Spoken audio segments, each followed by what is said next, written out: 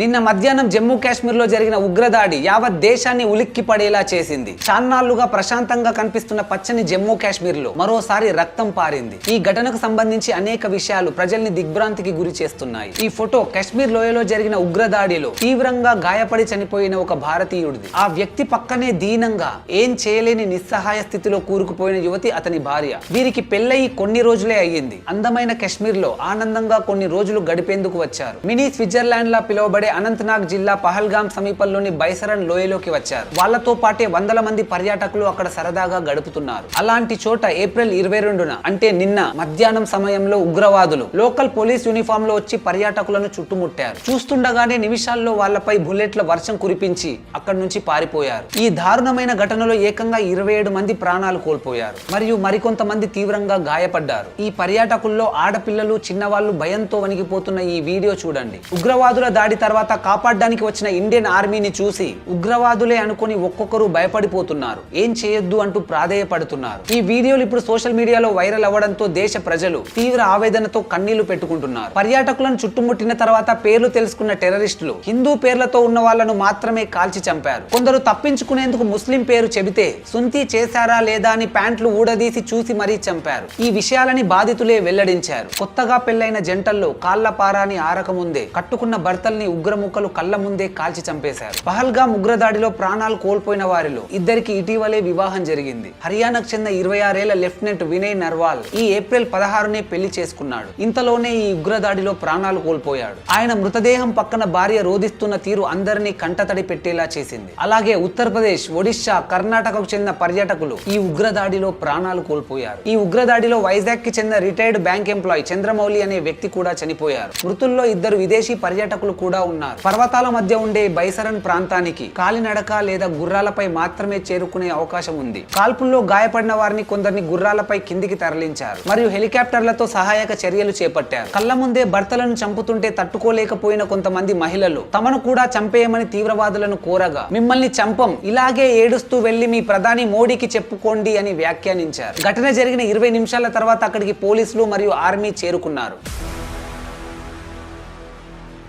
పాకిస్తాన్ కేంద్రంగా పనిచేస్తున్న లష్కరే తోయబా అనుబంధ విభాగం TRF ద రెసిస్టెంట్ ఫ్రంట్ ఈ దాడి చేసినట్టుగా ప్రకటించుకుంది. కాశ్మీర్ కు ప్రత్యేక ప్రతిపత్తిని కల్పించే ఆర్టికల్ 370 రద్దు తర్వాత ఈ సంస్థ ఏర్పడింది. స్టార్టింగ్ లో ఆన్లైన్ లో ఉగ్ర కార్యకలాపాలు నిర్వహించేది. ఆ తరువాత 6 నెలల్లోగా లష్కరే తోయబా వంటి పలు ఉగ్ర సంస్థల సభ్యులను చేర్చుకుని భౌతిక గ్రూప్ గా ఏర్పడింది. 2019లో ఏర్పాటైనప్పటి నుండి ఈ TRF దాడులు చేస్తూనే ఉంది. కాశ్మీర్ ప్రాంతంలో ఉనికిని చాటుకోవాలని ప్రయత్నిస్తుంది. ఈ సంస్థ కాశ్మీర్ పండితులు, సిక్కులు, హిందువులను టార్గెట్ చేస్తూ దాడులు చేస్తుంది. కాశ్మీర్ కేవలం ముస్లింలదేనని, అక్కడ వేరే మతస్థులు ఉండకూడదని హెచ్చరిస్తూ ఉంటుంది.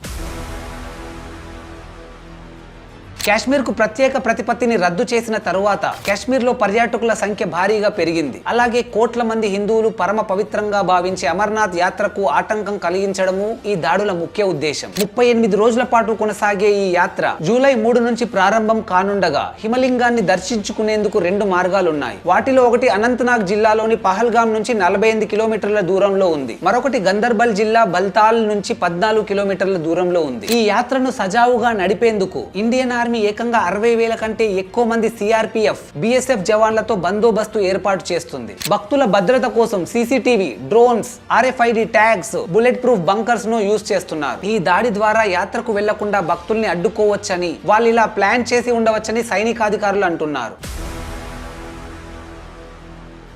ఈ దాడులు జరిగే సమయానికి ప్రధాని మోడీ గారు ఇస్లామిక్ కంట్రీ అయిన సౌదీ అరేబియాలో పర్యటిస్తున్నారు. మన దేశంలో అమెరికా ఉపాధ్యక్షుడు JD వాన్సన్ కుటుంబ సభ్యులతో సహా ఉన్నారు. ఇలాంటి సందర్భాల్లో దాడులు చేయడం ద్వారా కాశ్మీర్ ఇష్యూ ఇంకా కంటిన్యూ అవుతుంది అని ప్రపంచానికి తెలిపేందుకు ఇలా దాడులు చేసి ఉండవచ్చని అంచనా వేస్తున్నారు.